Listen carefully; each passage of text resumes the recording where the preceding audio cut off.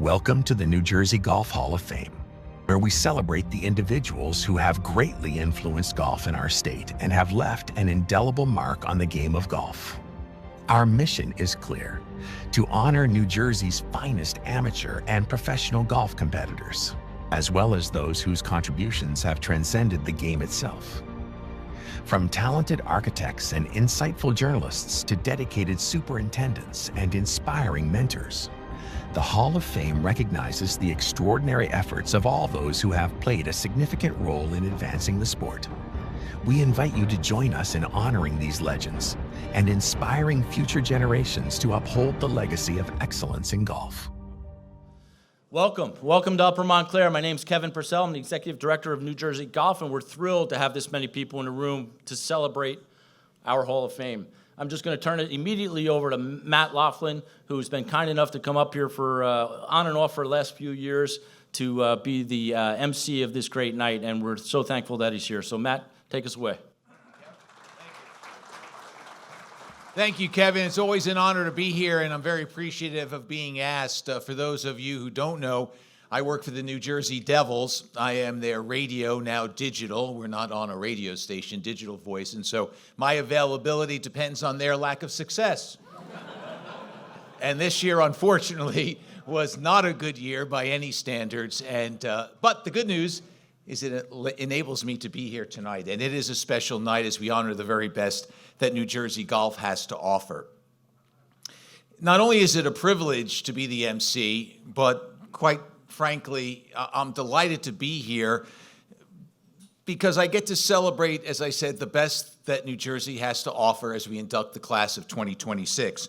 It's humbling as well because my talent on the golf course pales in comparison to the people that we are honoring today. Yet they share the same frustration that I have, that you all have. You drive down a fairway of a hole that's giving you trouble, you feel great, and then you miss a 4-foot putt, and you go, how did I not see that break? And you walk off to the next hole, and you just try to do better.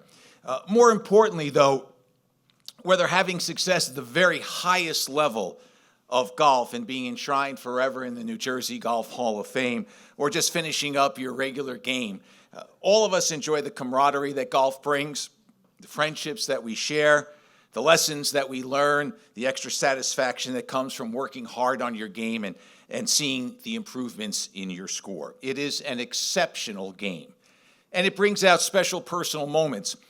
For me, just indulge me for a second, I started playing the game, it was around the age of 11. I've not been very good for a long time. I didn't come from a golf family. My dad was a construction worker. I was born in Manhattan. We moved to New Jersey when I was 10. He continued to commute into the city. He constructed elevators on a lot of the skyscrapers that are on the Manhattan skyline. I like to say that he worked for a living. I earned a living. He came home with calluses and bruises, and golf wasn't his thing. He liked basketball, baseball, football, hockey a little bit, became more involved with that as my career with the Devils progressed. But really, he was not a golf guy, although he respected the greats of the game. So when I was 13, he and my mom were able to scrape and save enough money to take us on a Pocono vacation. And the brochure for the resort said that they had a championship-level golf course.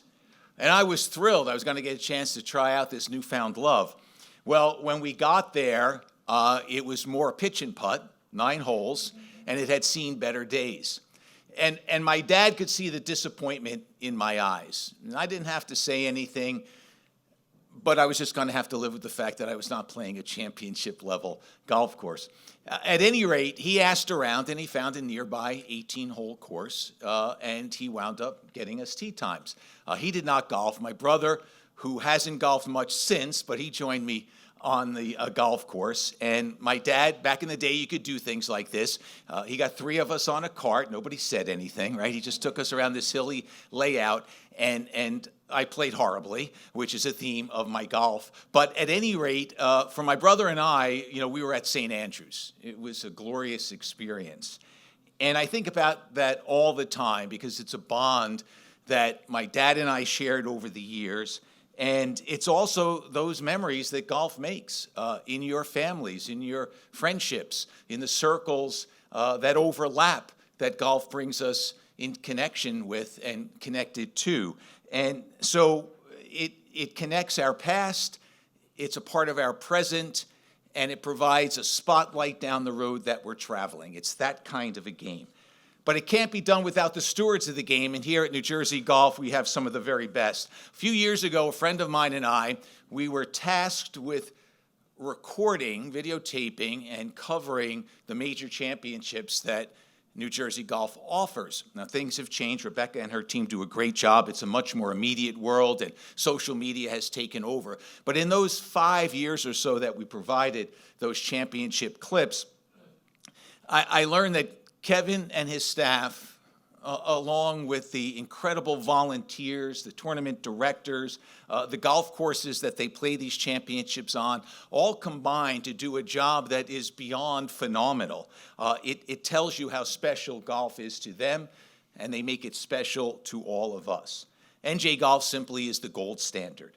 Premier championships, devotion to growing the game, and uniting all of the stakeholders in the game for the betterment of the game is the hallmark of New Jersey Golf. And it has been since its founding in 1900, and we are all better for it. And I hope it continues its great work for the next 126 years and more. And if I'm still around for part of that, I'll still be playing bad golf. But I'll be playing because I love the game so much.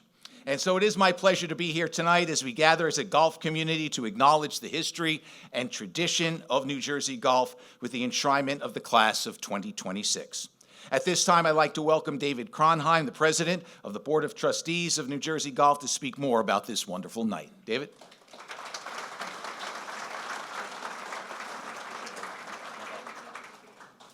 All right. Good evening, everyone, and welcome. It's wonderful to see so many faces here. First, a quick thank you to Upper Montclair for hosting us this evening.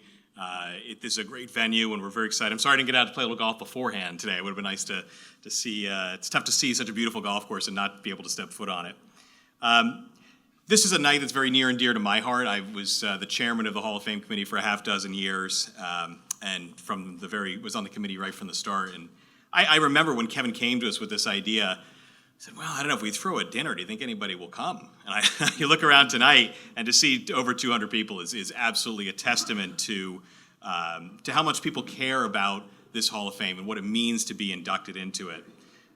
First off, congratulations to our 4 inductees tonight: Cindy Farrow, Reese Jones, Augie Cameron, Jim McGovern. You'll hear a lot more about them later, so I promise I'll keep my remarks brief and let them speak for themselves. Being inducted to our Hall of Fame is not only about what people have accomplished in a professional or an amateur career, but it's a statement of their character, their dedication to the game, and a statement of how they've been able to elevate the game of golf here in New Jersey. It's a connection as well. I think you used that word as well, and I think that's well said. Last year we celebrated our 125th anniversary as an association. This year, 126. And this Hall of Fame is the connection. It's the bridge between those 126 years to our great champions, our great amateur players, professionals, contributors to the game. It's a statement that we are one organization with one shared history that's come a long way and has a long way left to go. With that, it's a privilege for me to hand over the program to Eric Hausknecht, the current chairman of the Hall of Fame committee, to run through the criteria. Thank you.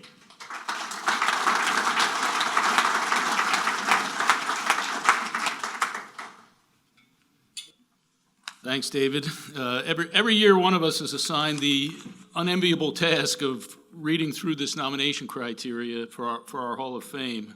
And for you in the audience, this is roughly the equivalent of listening to the horrible side effects that come from the pharmaceutical companies who are required to include them in every new ad for a new medication. But so please bear with me for the next 90 seconds or so while I dispense the required information.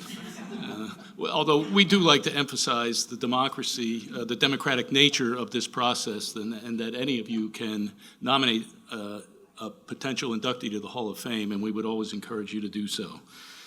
So the nomination process for the Hall of Fame is as follows. Any person may nominate a natural person, living or deceased, for admission to the Hall of Fame. The Hall of Fame committee will select a slate of nominees annually, and in the event the committee considers nominees at a meeting called for that purpose, then affirmative votes of at least 80% of committee members present shall be required for induction into the Hall of Fame. The criteria for eligibility of a nominee is as follows. The nominee shall have made an extraordinary and remarkable contribution to or impact on the game of golf in the state of New Jersey as a player, either amateur or professional, as a club professional, a superintendent, an architect, a golf industry participant, or other person involved in the game. In addition, a nominee must also possess a strong connection to the state of New Jersey by virtue of meeting at least one of the following conditions: being a New Jersey resident for at least 10 years at any time, being a New Jersey resident during their period of accomplishment, being a member or employee of a New Jersey golf club or facility during their period of accomplishment, and holding himself or herself out as representing that club or facility during that period of accomplishment, or, in the judgment of the Hall of Fame committee, the nominee is in possession of unique and substantial connections to the state of New Jersey without regard to residency. Thank you.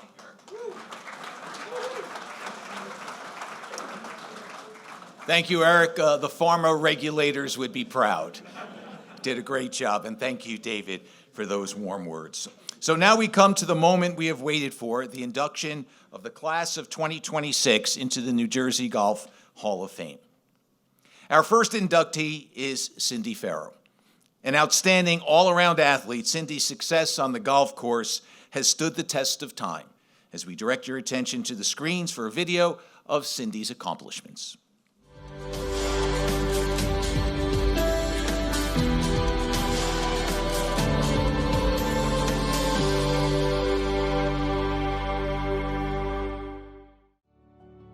Before the championships, before the national stage, Cindy Farrow was simply a kid who wanted to be part of the game. Growing up alongside her older brother and an avid golfer father, she was always in motion, always competing. Her introduction to golf came on summer evenings at Hendricks Field Golf Course, a few holes before dark and time spent with the family. As a teenager, she first experienced the New Jersey Women's Amateur Championship at Montclair, watching, learning, imagining. It wouldn't take long before she took center stage. In 1972, just after her 18th birthday, Farrow captured her first women's amateur title at Harworth Country Club, defeating Charlotte DeCozen 5-4. She would go on to win 3 in 1972, 1975, and 1976, establishing herself as one of New Jersey's premier players. But her legacy extended beyond individual success. She won 9 WMGA Father-Daughter Championships and 6 Brother-Sister titles, a career grounded in family as much as competition. At Furman University, she captained a powerhouse team to the 1976 National Championship, cementing her place on the national stage. She turned professional in 1979, competing on the LPGA Tour for nearly a decade, a journey defined by resilience and dedication. In 1989, a new chapter began at Baltusrol Golf Club. For more than 30 years, she has mentored and guided generations of players, giving back to the game that shaped her. From national competitor to mentor, Cindy Farrow's impact spans generations. Now, her story comes full circle. Cindy Farrow takes her place in the New Jersey Golf Hall of Fame.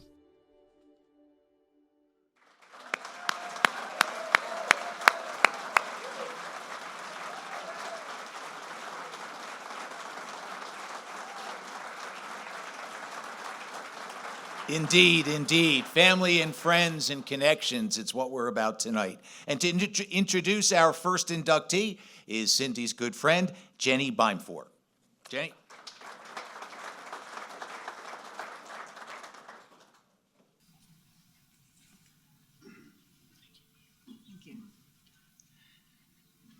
Good evening.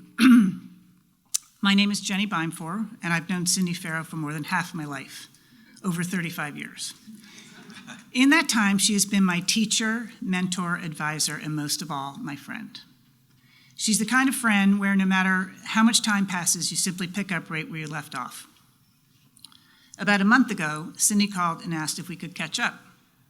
We talked about her winter in Florida and mine in New Jersey, nothing unusual. Then, out of nowhere, she asked if I would introduce her tonight. Public speaking isn't exactly my comfort zone, but of course I said yes. I even asked if someone might give me something to read. Cindy said, "Oh, you don't need to talk about achievements," which, as it turns out, means you're on your own. After we hung up, I texted her, "This will be easy." And the reason it's easy is because Cindy is already a favorite of everyone in this room. I went back and reread her profile in the New Jersey Golf Magazine, and one line captured it perfectly. Golf for Cindy was always about people as much as performance. That is exactly who she is. During my time in leadership roles at Baltusrol, especially as chair of the ladies' 18-holers, Cindy was my touchstone. She knew the membership so well, but more importantly, she knew people. She didn't only teach golf, she listened. She understood what was happening in our lives. She knew who should step forward, who would thrive, and how to bring people together. And I wasn't alone in appreciating her impact. In 1998, she was honored with the Baltusrol Golfer of the Year award, given to an exceptional woman who has made a meaningful contribution to the game and to the club. But awards only tell part of the story. What truly sets Cindy apart is the way she makes people feel, seen, supported, and part of something bigger. It is truly my honor to introduce a remarkable teacher, a trusted mentor, and a very special friend, Cindy Farrow.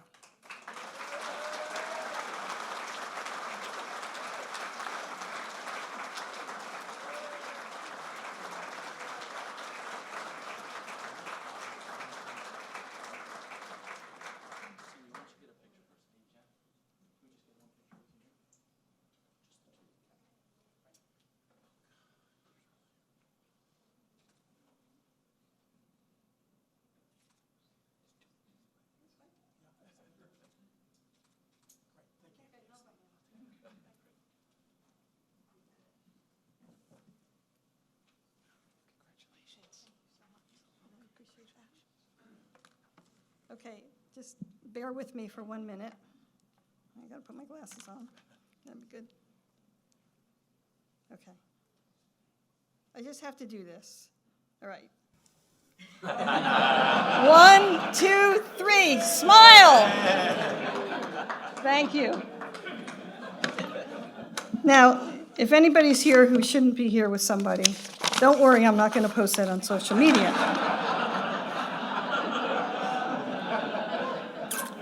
Okay, all right. This is just an incredible night. And Jenny, I just can't even believe that, you know. You lied to me when you said you could do it. But I knew you could do it because you'd already done it before. And thank you so much. You have been just a great friend, and I'm so grateful that we know each other.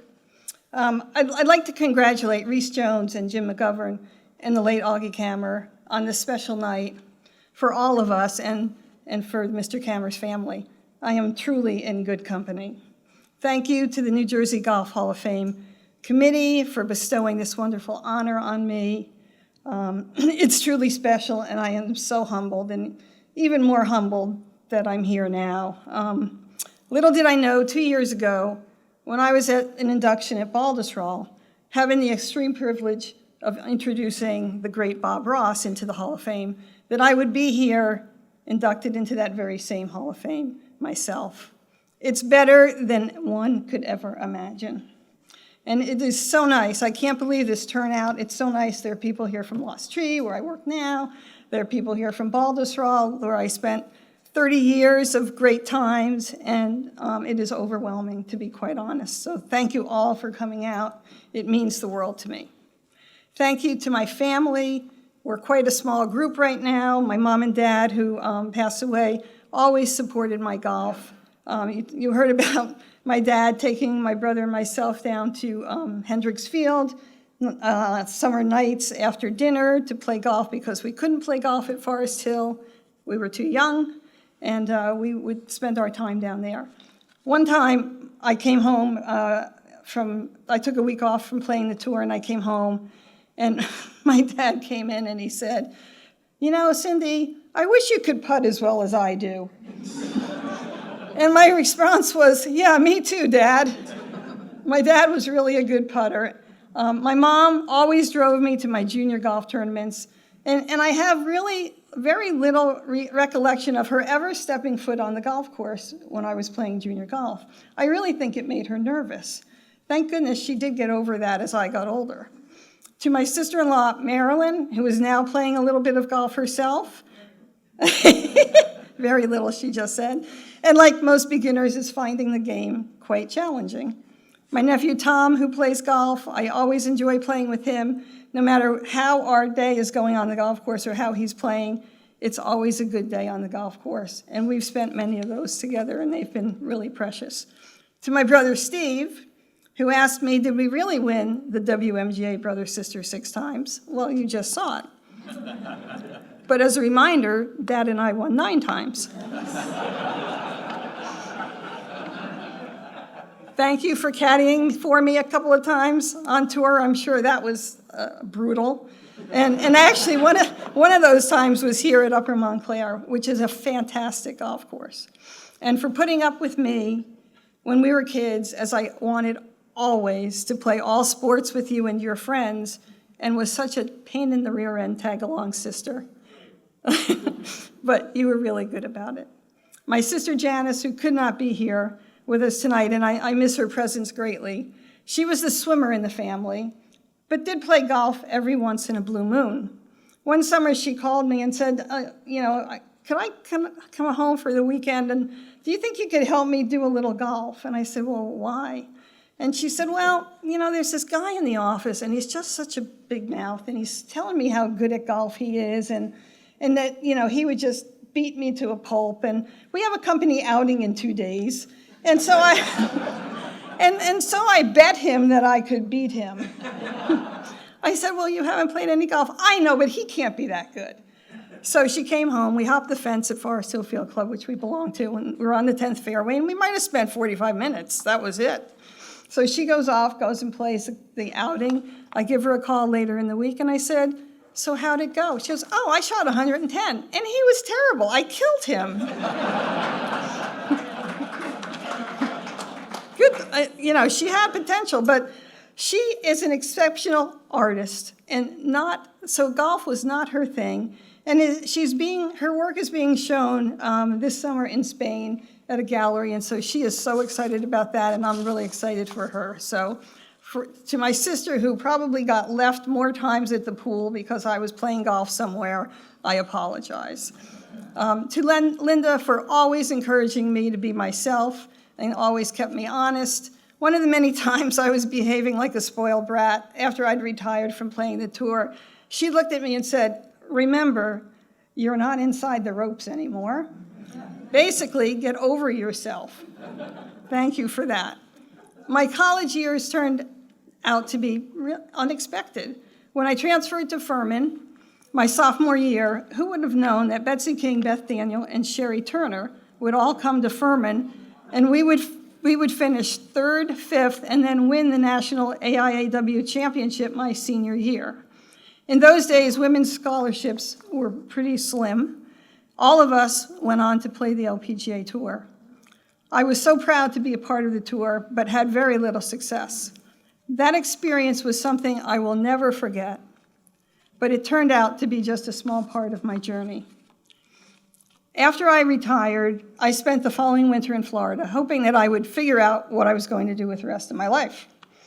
Ann Probert, a good friend, called me, and she's also a fellow Hall of Fame member, and she called me and asked me how I was doing. And I said, oh, okay, just trying to figure it out. She went on to say that I would make a great teacher, and I said to her over the phone, you are not right about that. And that she said, I really want to call Bob Ross at Baltusrol because I think you'd really be a good teacher. I said, Ann, I do not want to teach. Ann, thank you very much, but no thanks. Okay, so that was one conversation. Many of you know Ann, and Ann does not take no for an answer easily. So it took 2 more calls from my friend for me to finally acquiesce to say, okay, please call Bob. Bob and I met for breakfast in Florida, and he eventually asked me to join his team at Baltusrol. Thank you, Ann Probert. I am forever grateful for that phone call. Bob Ross, what do you say about a legend? Bob took a chance on me, and as he has done with so many of those who worked for and with him, mentored all of us on the job of being a golf professional. Bob is such a people person, as many of you know, and anyone who walked into his shop was never a stranger, even if he didn't know them. Thank you, Bob, for all the years of your guidance and friendship to this day.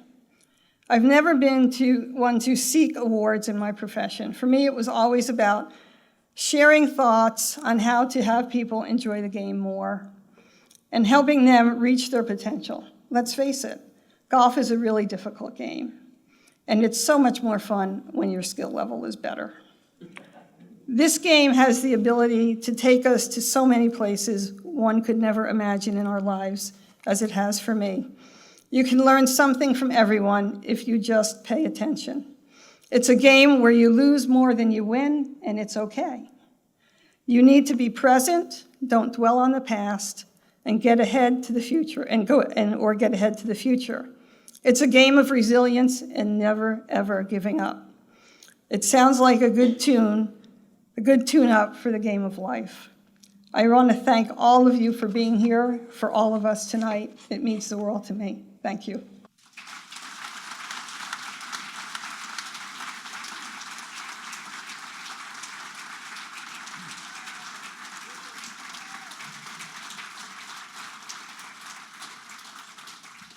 Thank you, Cindy, and congratulations on being inducted into the Hall of Fame. She mentioned the AIAW. For those of you who don't know, before the NCAA decided that they would begrudgingly oversee women's athletics, there was something called the Association for Intercollegiate Athletics for Women, and that was the national championship. Congratulations to you and your teammates back in the day for doing just that. The second member of the class of 2026 is Rees Jones. Architects now revel in their various restoration projects around the globe, but Rees was at the forefront of that movement, especially in restoring multiple golf courses for major championships. Here's more on Rees Jones.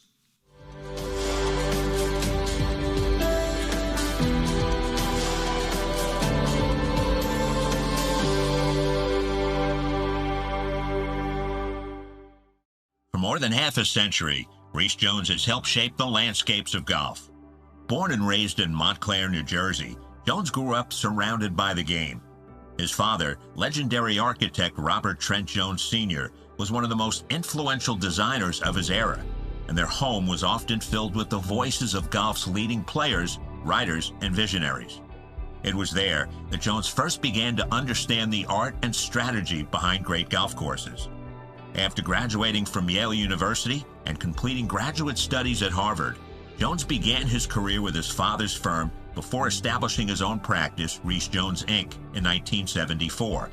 The firm has remained headquartered in Montclair ever since. Over the decades that followed, Jones built one of the most respected resumes in golf course architecture, designing or renovating more than 300 courses around the world. His work preparing championship venues for major tournaments earned him a nickname known throughout the game, the Open Doctor. From U.S. Opens and PGA Championships to Ryder Cups, President's Cups, and Walker Cups, Jones has helped ensure that some of golf's most iconic courses are ready for the game's biggest stages. And while his work spans the globe, his connection to New Jersey golf has never wavered. Through projects at clubs such as Baltusrol, Montclair Golf Club, Echo Lake, Essex County, and Ridgewood, Jones has helped shape and preserve the rich architectural heritage of the Garden State. For a lifetime dedicated to the game and to the courses that define it, Rees Jones is inducted into the New Jersey Golf Hall of Fame, class of 2026.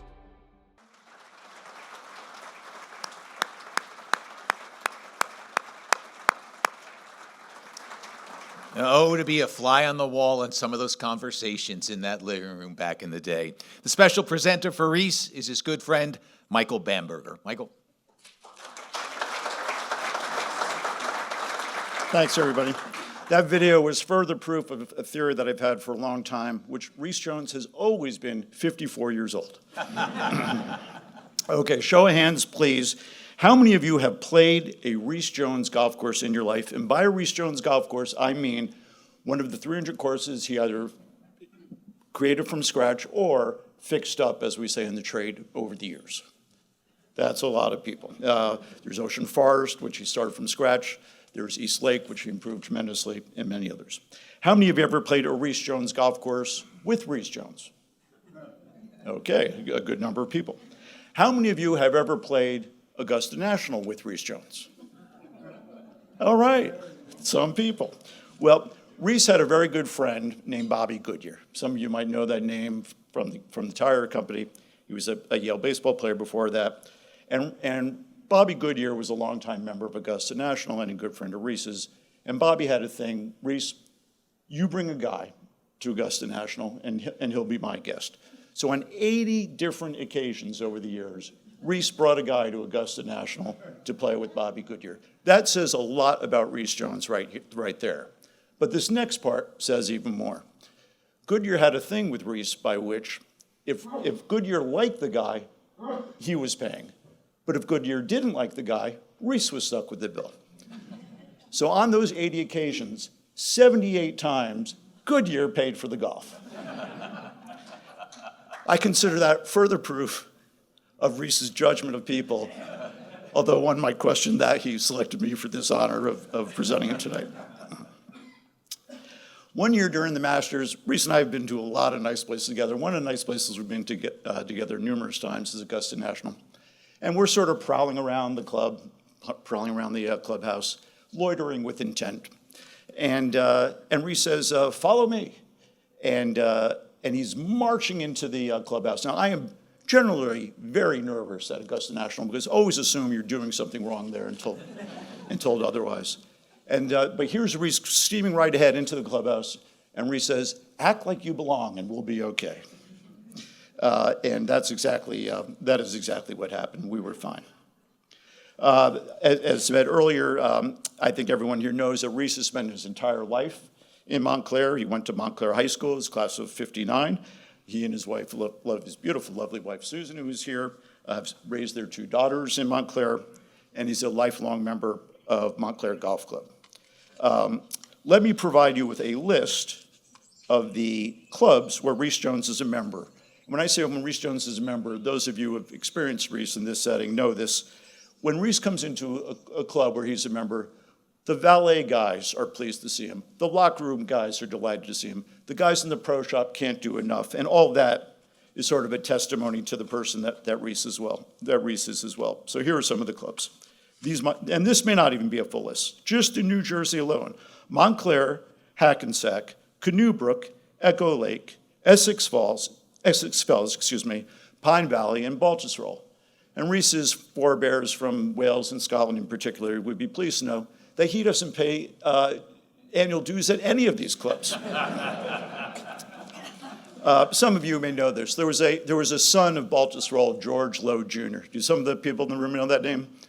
George Lowe Jr.'s father was a figure there, and he was a figure there. He was known by a famous Dan Jenkins novel profile in Sports Illustrated as America's Guest. And he's the author of one of the most famous quotes and enduring quotes in the history of golf, and it goes as follows. I came into the world with nothing, and I'm leaving with a pair of FootJoys. Well, Reese Jones came into this world with a pair of FootJoys, and I think we all know that Reese Jones is the son of a very celebrated course architect, also a member of the New Jersey Golf Hall of Fame, Robert Trent Jones. At Yale, Reese was the manager of the Yale golf team. He had a singular qualifying mark that earned him that job. He had a running car. It was a 1954 Buick convertible. Bear in mind that Reese was a member of the class of '63 from Yale. And this is really the most important thing I can say about Reese. Since graduating from Yale in 1963, first off, he served this country in the U.S. Army. Is that correct, Bruce? And then in all the years since then, he's taken his unbelievably discerning eye for the beauty that golf represents, coupled with, and this is very significant, his extreme understanding of the needs of people. He's combined both these things into not just a legendary career, but to present himself to the golfing community as an absolute example of what it means to be a true gentleman. Not a golfing gentleman or this or that or anything, just a true gentleman in this world.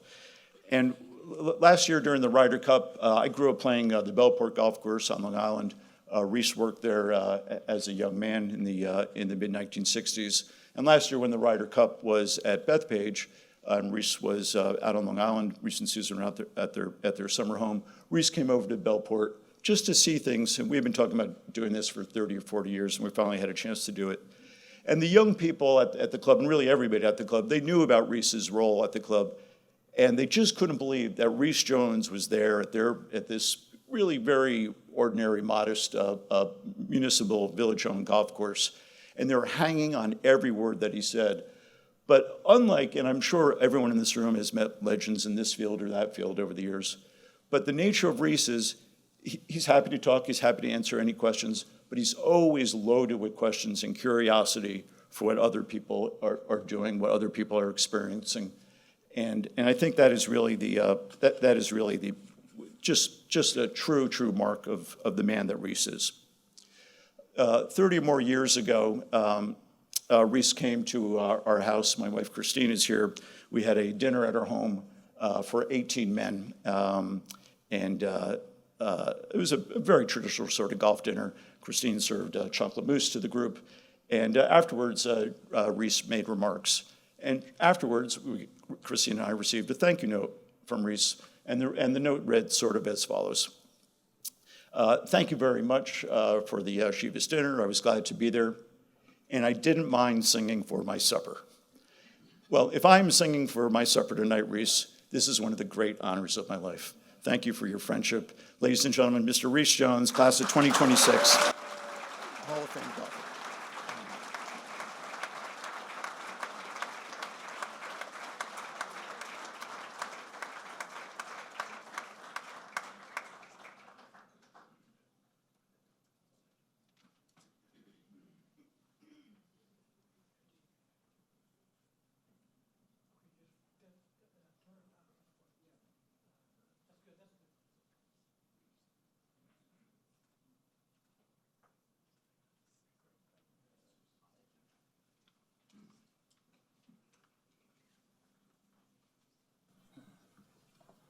Thank you, Michael. I probably don't even have to make a speech after that.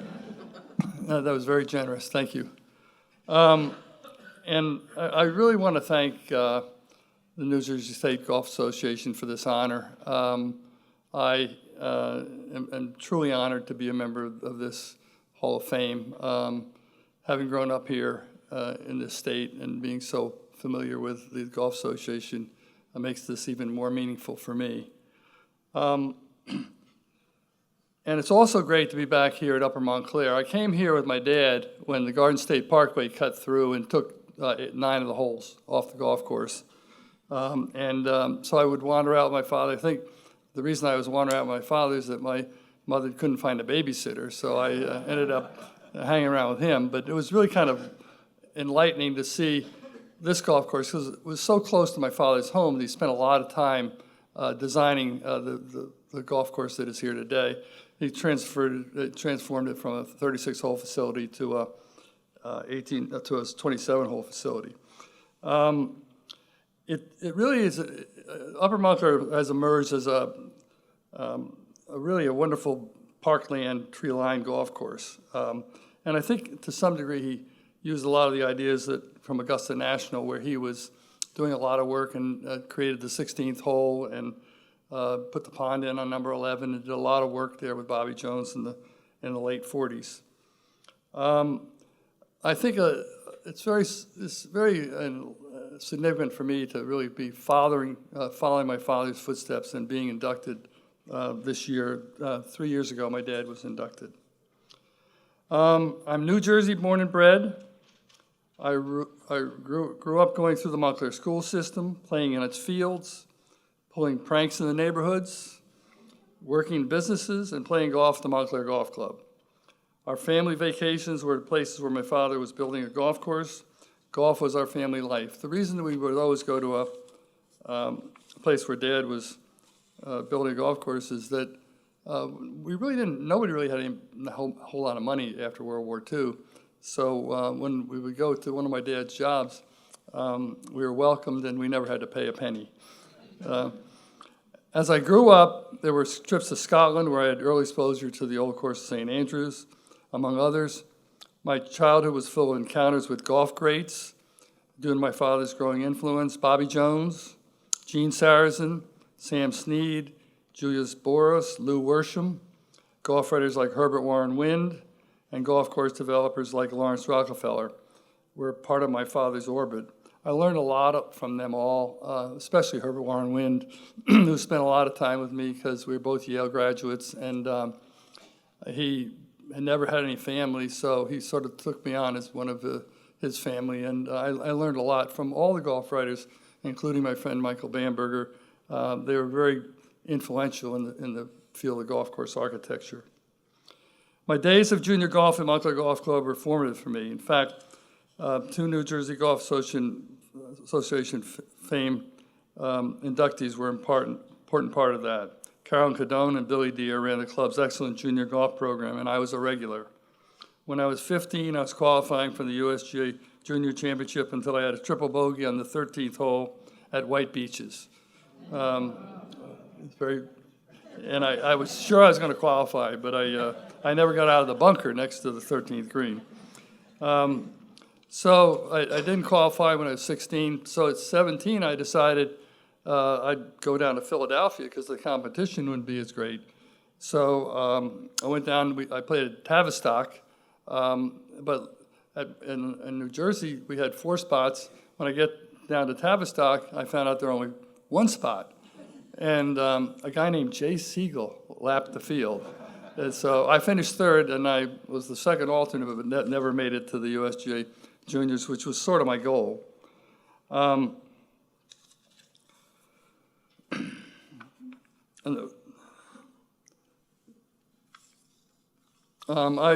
played on the Montclair High School golf team that won the state championship. I managed and played on the Yale golf team and competed for Yale at Duke in the NCAA championship.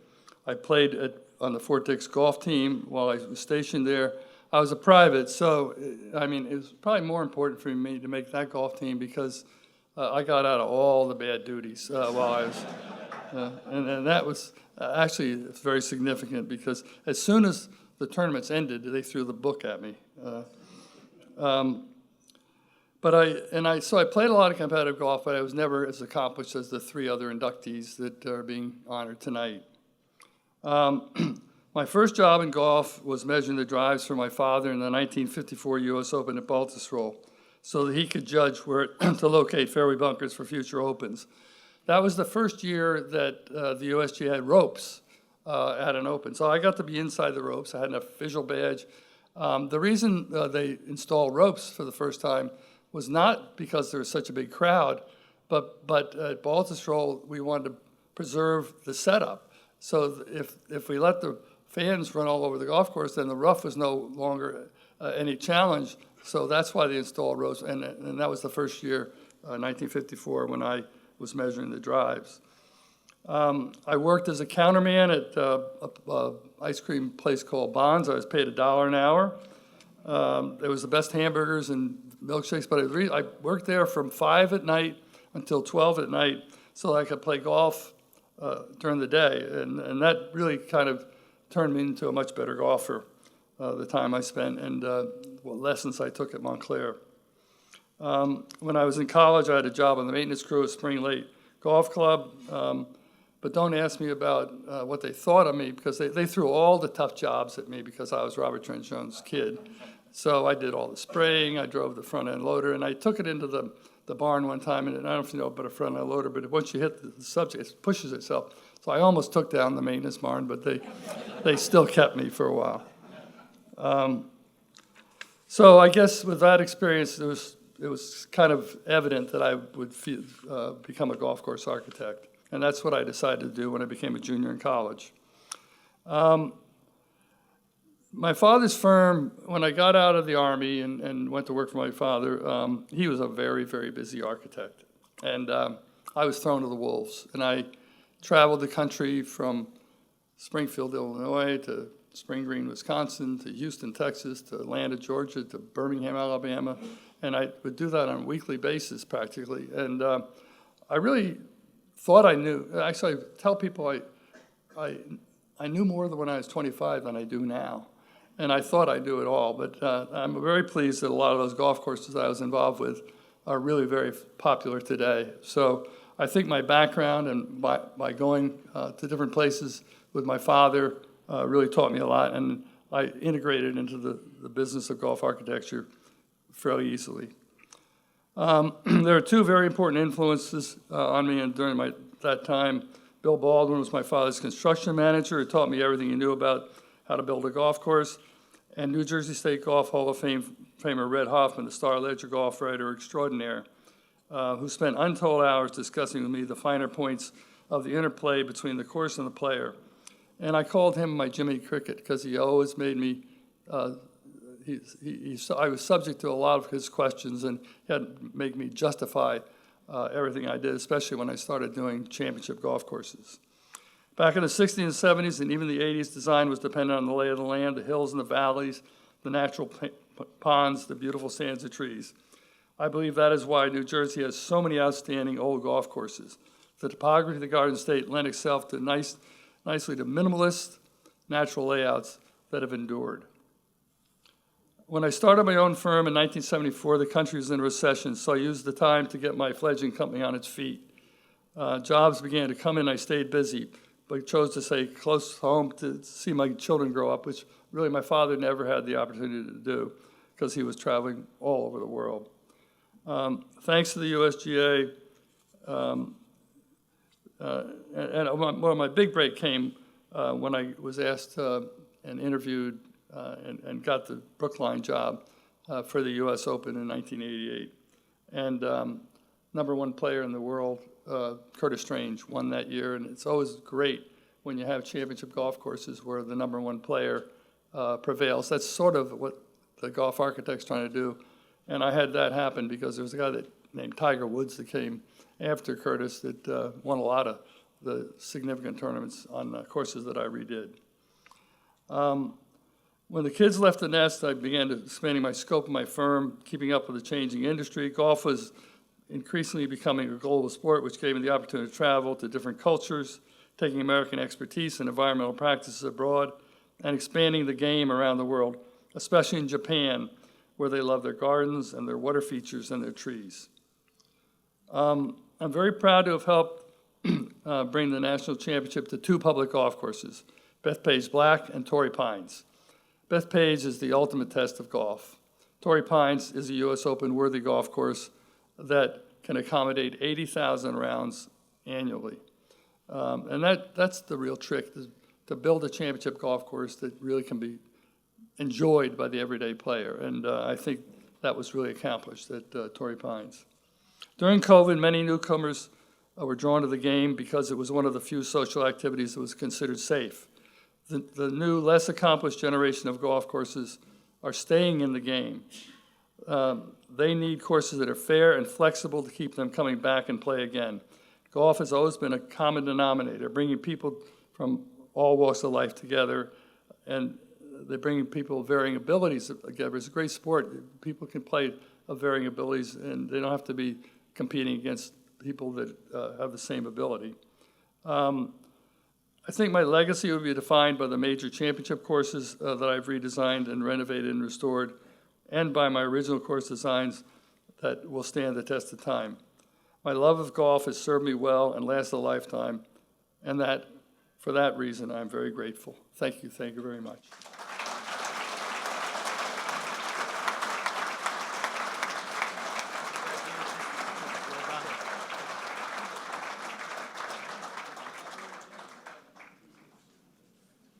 Congratulations once again, Reese. Your impact and your imprint on the game will last forever.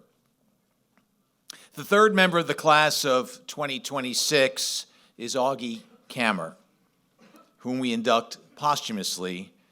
100 years ago, Augie Kammer was rightly regarded as a giant in New Jersey golf. I may be the first to mention this, I'm sure it will come up, but 3 times in a row, 1924, 25, 26, he won the New Jersey Amateur. The trophy was retired after winning it 3 straight times. It's on display to my left, so please check it out before you leave tonight. To speak more on Augie is Eric Hausknecht, but first we have this video presentation.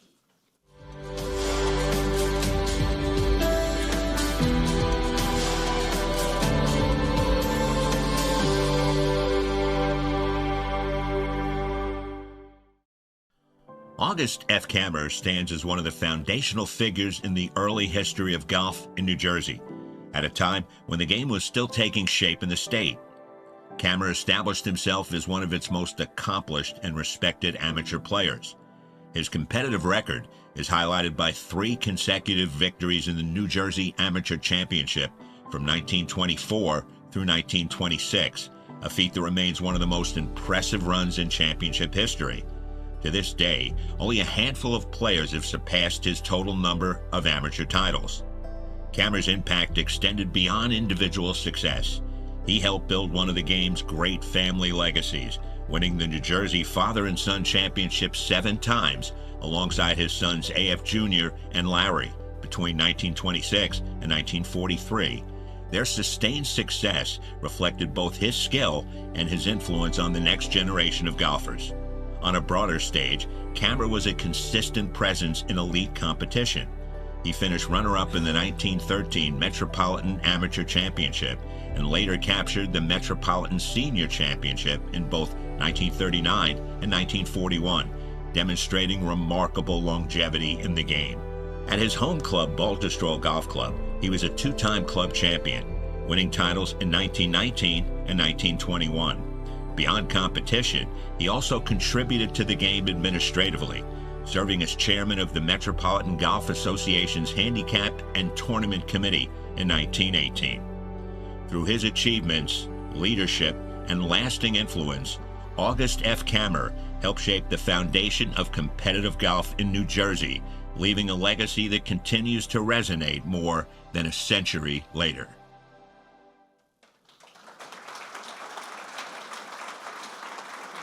Once again, please welcome to the podium the chairman of the New Jersey Golf Hall of Fame, Eric Hausknecht.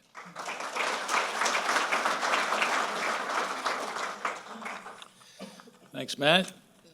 Part of what makes golf such a special game and so beloved to all of us here is that golf has such a rich history and so many wonderful traditions. Many of us feel an obligation to preserve that history and to pass these traditions on to younger generations of golfers, allowing those traditions to endure. And August Kammer exemplified this concept in many ways. And certainly there was a great individual playing record, even beyond what was just discussed in the video.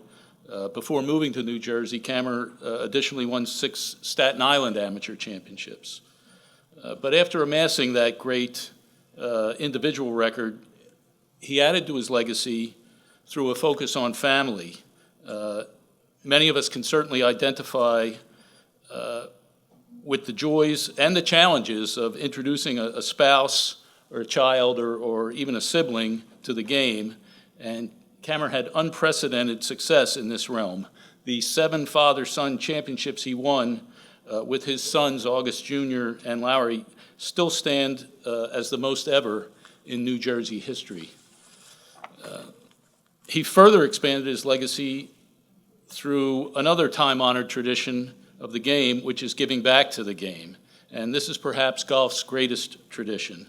So many of you here give generously to our charitable foundations, and many of you give your valuable time to serving on boards and committees, either at your clubs or with your allied golf associations, and even some with the USGA. And August Kammer excelled in this discipline as well. Beginning in 1918, Camer helped shape the structure of competitive golf in our area by serving as the chairman of the MGA's Handicap and Tournament Committee, and this was during the very early years of state and regional competitions and what had to be probably the infancy of today's handicap system, which coincidentally was established by another New Jersey Golf Hall of Famer, Leighton Calkins. So it's very fitting that we have 3 generations of Augie's family here tonight to witness his induction into our Hall of Fame. We have his granddaughter, Polly Hudson. We have his great-grandson, Jeffrey Hudson. And we have a great-great-grandson, also Jeffrey Hudson.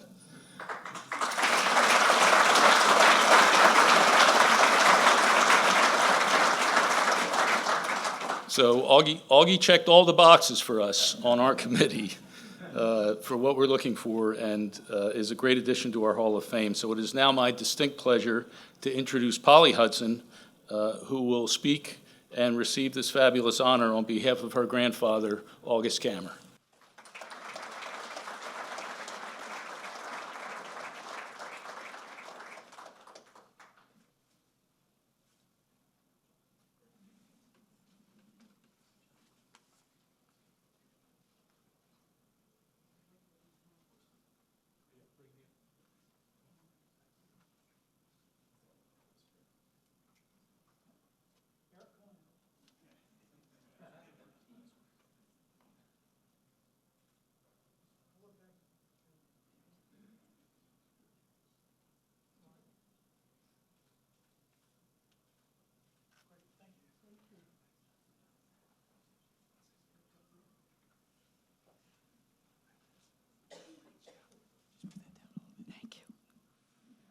Good evening, everybody. Well, we have never had this happen in our family before, although there's some good golfers in the family. That my grandfather, being the first, was the one who passed all those genes down, truly. I have to say that I did not know my grandfather very well. We called him Pop-Pop in our family, but we lived in Michigan, and Pop-Pop and Bammy lived in New Jersey. So my story for you tonight is not going to be one really about golf. It's going to be that I only met him twice in my life, which I am so sad about. The first time I was 8, flew on an airplane for the first time with my Uncle Lowry, who he won the father and son with many times. But what I remember about that trip was that Pop-Pop and I played gin rummy every afternoon, absolutely every afternoon. And then the other thing about that trip, which I cannot forget, is he was a cigar smoker. I mean, a true cigar smoker, not the little guys that came along after. These were the ones you chew on and you chew on and you chew on. And even when he wasn't smoking it, it would sit in the ashtray right beside you. So any cigar smoking gentleman that I meet today gives me a real hit of part of my past. I think one thing we did do, though, that's a little historical, is we kept his name. So, and we're not on the Camer side, really, of the family. There's a whole Camer side of the family. But Pop-Pop was August Frederick Camer. My father was August Frederick Camer Jr. His son was August Frederick Camer III, and his son was August Frederick Camer IV. And then they stopped it. So the 5th son has another name, but I don't even know what it is.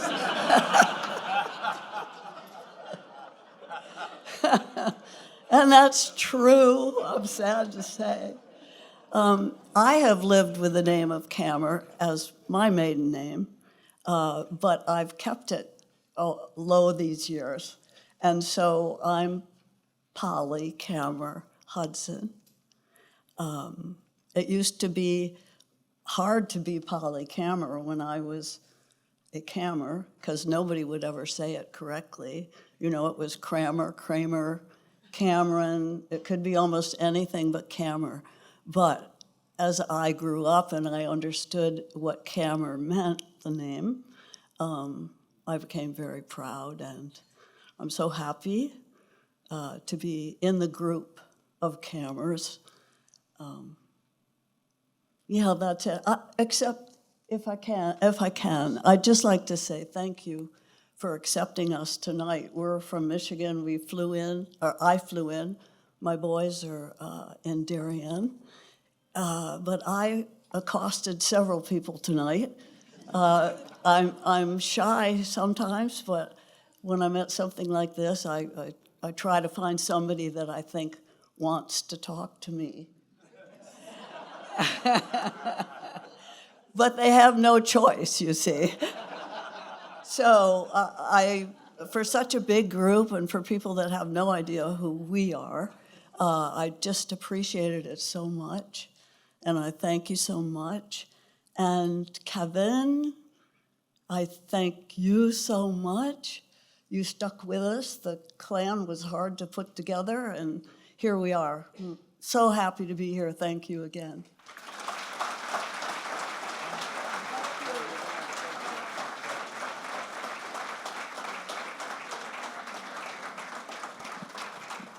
Thank you, Polly, and thanks to your family for making the trip and joining us here tonight on this very special occasion. And it is, as you know, on the shoulders of players like your grandfather and those who contributed to the game so many years ago that we now trod this path that we are on. So we are very grateful for his contributions to the game. Our fourth and final member of the class of 2026 is Jim McGovern, who comes from a family of great athletes, a large family. In fact, there are so many McGoverns that the Clifton Fire Marshal was concerned about exceeding capacity in the room tonight. But it's Jersey. We took care of it.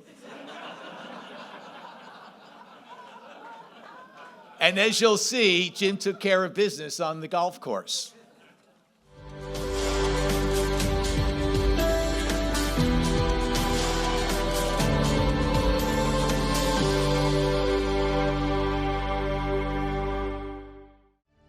There was never a grand plan, just a kid from Oradell who loved playing sports. Growing up in a big family, the days were spent playing everything, and eventually, golf found its place. He didn't take the game seriously until around age 15. But once he did, the progression was steady. His path continued at the collegiate level. 3 years at the University of Arkansas, a final season at Old Dominion where his game reached another level. All conference honors followed, and later, a place in the school's Athletics Hall of Fame. In 1989, McGovern turned professional and quickly stepped onto the national stage, qualifying for the U.S. Open. By 1990, he had earned full PGA Tour status. From 1991 to 1998, he competed at the highest level. 14 top 10 finishes.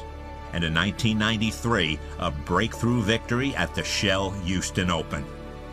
The following year, a fifth-place finish at the Masters, one of the game's biggest stages. Steady, composed, consistent.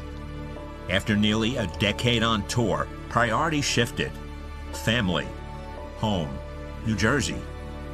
Back home, the competitive drive never left. A runner-up finish at the New Jersey Open in 2013. A return to the PGA Championship in 2014. A slew of New Jersey PGA section victories and multiple Senior Player of the Year honors. From local fairways to the PGA Tour and back again. A career built on consistency, resilience, and a lifelong love of the game. Jim McGovern, New Jersey Golf Hall of Fame.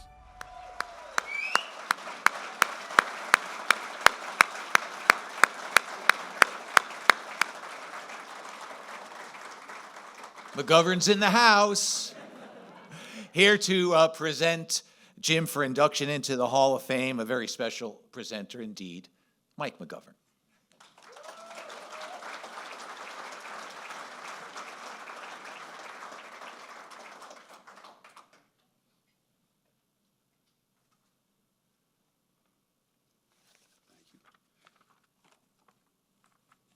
Good evening, everyone. First off, congratulations to all the other inductees tonight. Very, very impressive, your accomplishments.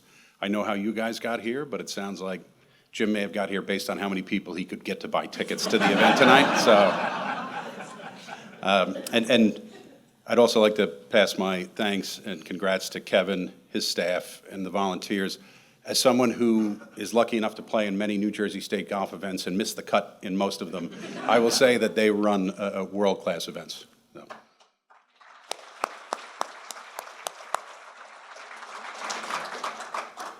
It's an honor for me to stand here tonight and introduce someone who, in many ways, represents the very best of what this game and what this state are all about, my brother Jim.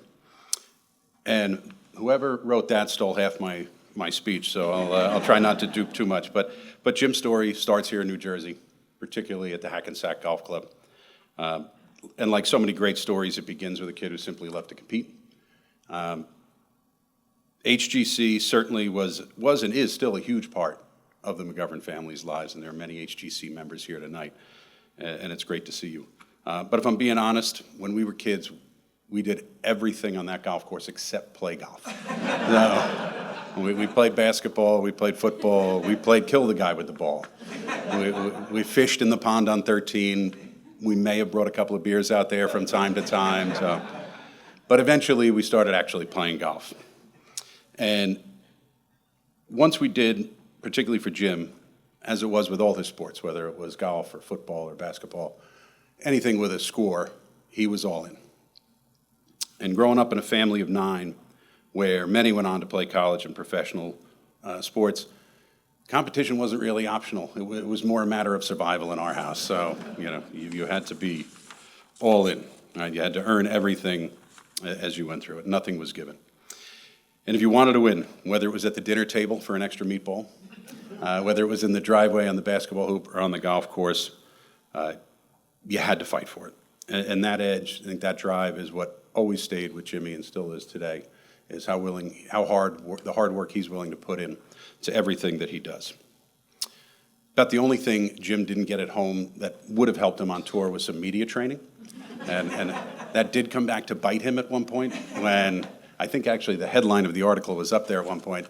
He was doing well on tour, and a reporter came to talk to him about how he was doing and asked him what it was like growing up in such a large family. And Jim's quote was something to the effect of, well, when it came to my mother's cooking, it was more about quantity than quality. So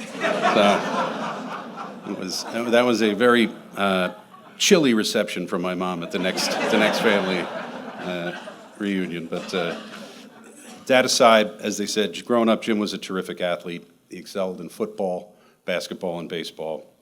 A lot of people don't know this, golf career almost never came to be. When Jimmy was a senior at Bergen Catholic, he was planning to play football in college. And his senior year, he had a great spring and capped it off with a top 5, I think it was, at a national high school event, and that led to the scholarship at Arkansas, and kind of from there, and the rest is history. And I would say that they mentioned in the video, when people asked us later on, boy, did you know Jim was going to be a professional golfer and be that good? And the answer was no, not when we were kids. But he just kept getting better at every level. Steady progress, better every time, always rose to the competition. But as we know, talent only gets you so far. And the other thing that Jim has, and had then and still has today, is a calmness about him, right? Particularly under pressure. The moment never seems too big for him. And I remember when you were playing at Augusta, the Wednesday night before the first round is the only time in my life, you and I were shooting hoops in the driveway at the house we'd rented. It was the only time in my life I saw you nervous. That was it. Every other time, cool as a cucumber. And that's a rare thing. You see that in great players.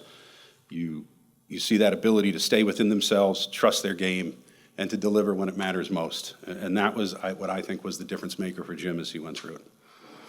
And when his time on tour came to an end, he couldn't wait to get back to Jersey. He's had the wonderful good fortune to get the head pro job at White Beaches. Sorry about bringing up the bad memories of White Beaches. I think they removed that bunker on 13, so you're okay. It's good.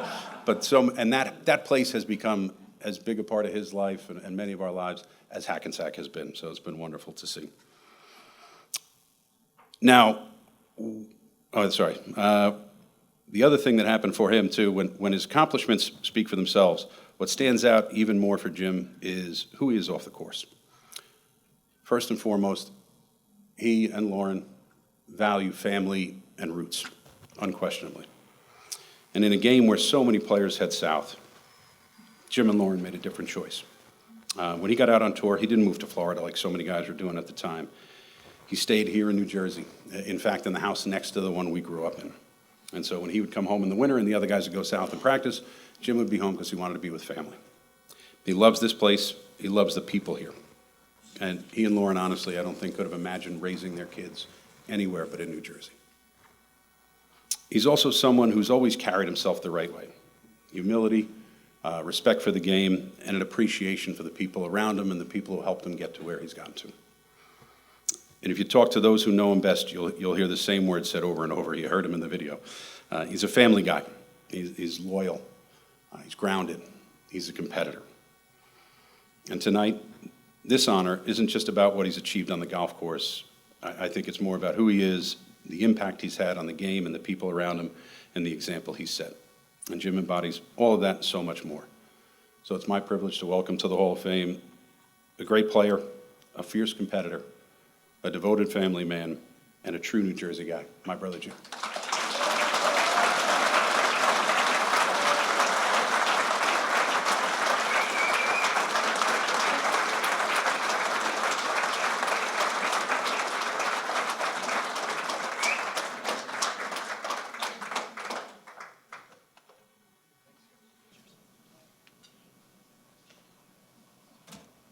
Mike, you left your notes, your phone,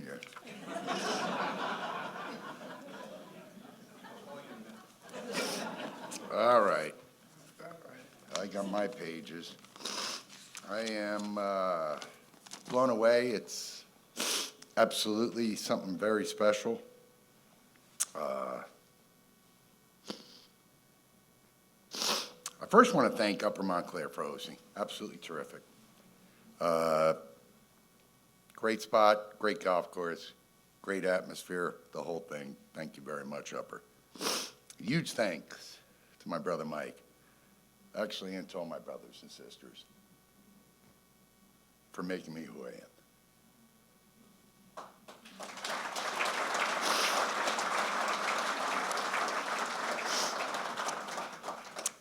I'd also like to thank or congratulate all the other inductees. Polly, you'd fit right in at White Beaches.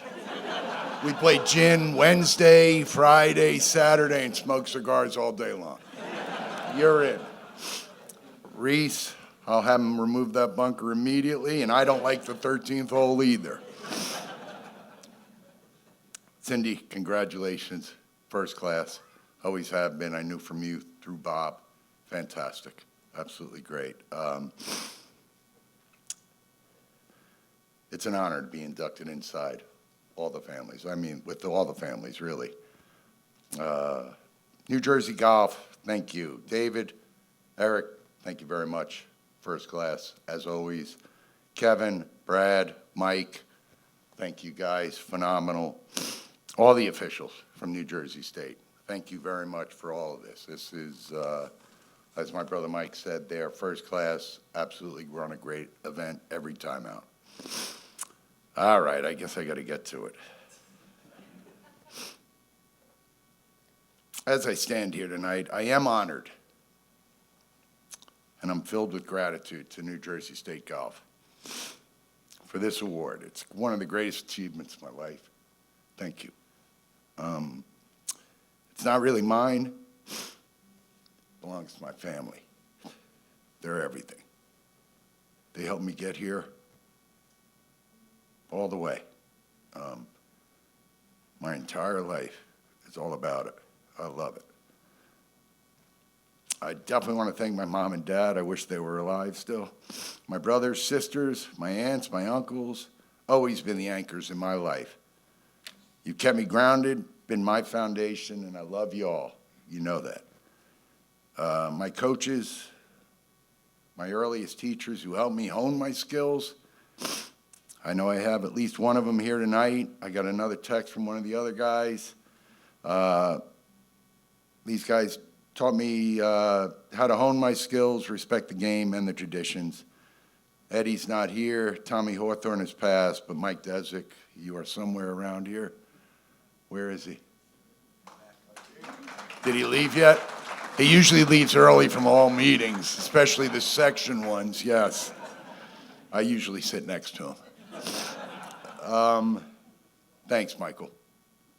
Forever in debt. My wife and children, phenomenal.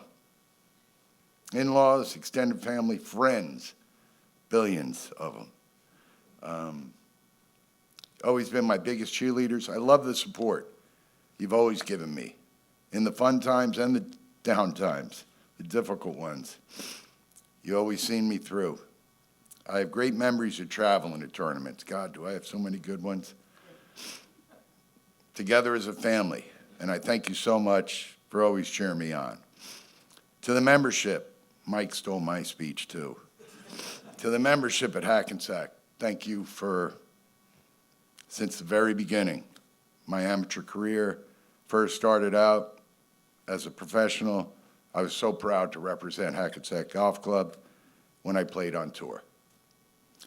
To all the local professionals in the area who helped me and encouraged me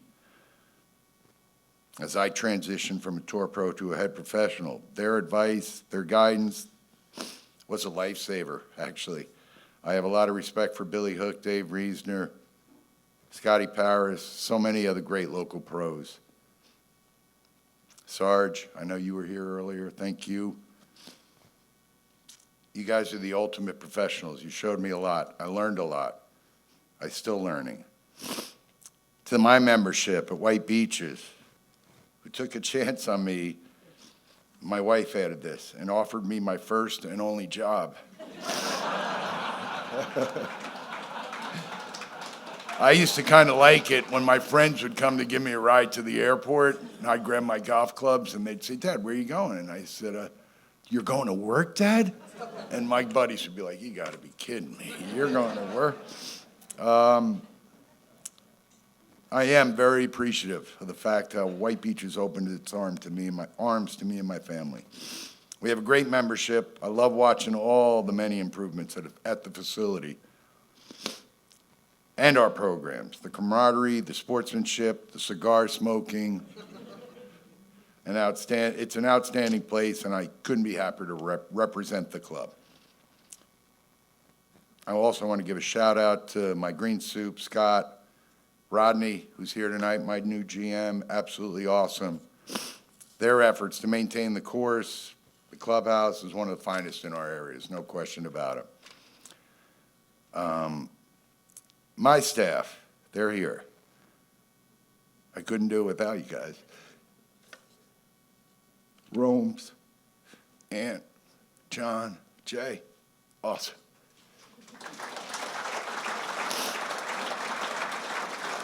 Without question, hardworking, dedicated, great professionals. I'm happy to call you my friends. I mean it. Love you guys. I really do. Golf's been the backbone of my life. I love to play it. I love to teach it. I love to promote it wherever I go. It's allowed me to travel to beautiful places and meet wonderful people throughout the country and the world. It's also helped me to recognize and appreciate the beauty of our golf courses and the level of professionalism right here in the state of New Jersey. I'm never leaving. I thought I was for a few months in the wintertime, but my daughter's pregnant. We're having our first grandchild next month, so my wife will not leave. I guess I'll stay here 12 months a year.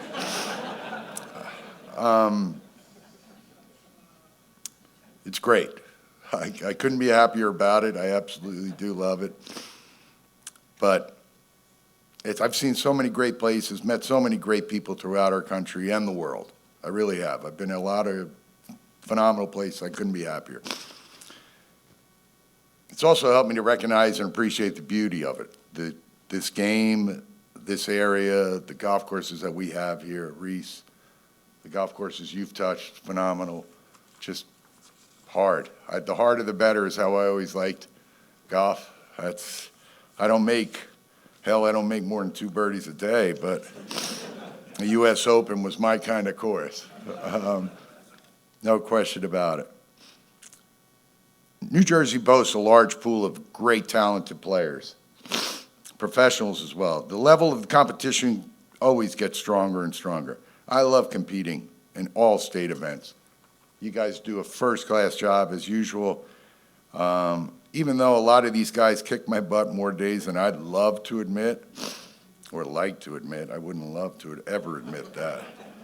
I definitely want to give a shout out to to the reigning New Jersey State Senior Open champion, my brother Dave.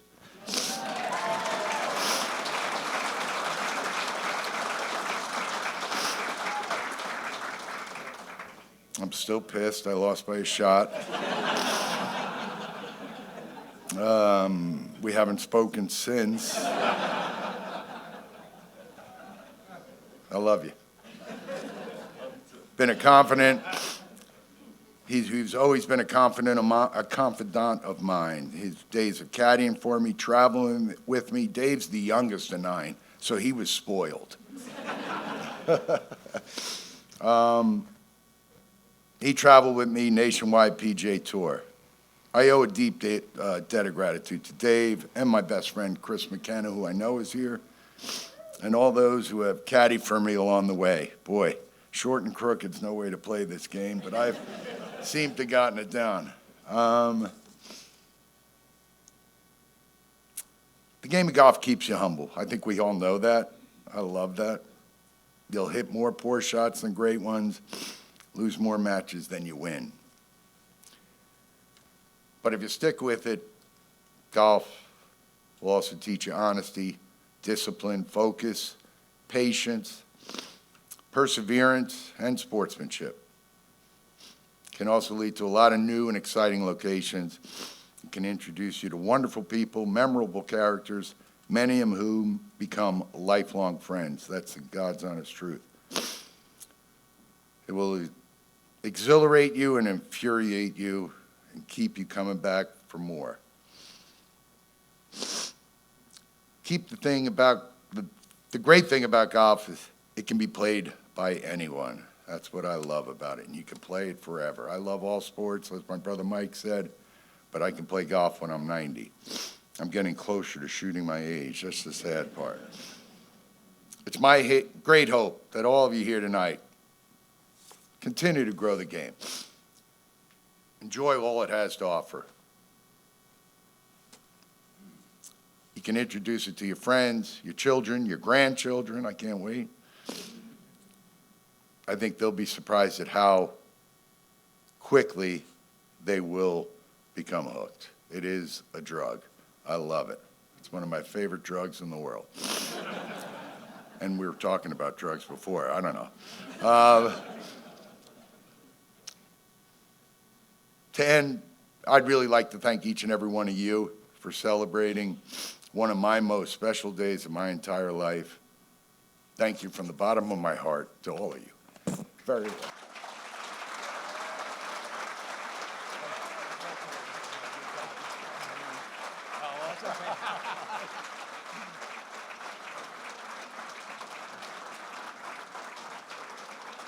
Thank you, Jim. And congratulations once again. So we had a theme of family that ran through all 4 of our inductees, and we had a theme of New Jersey.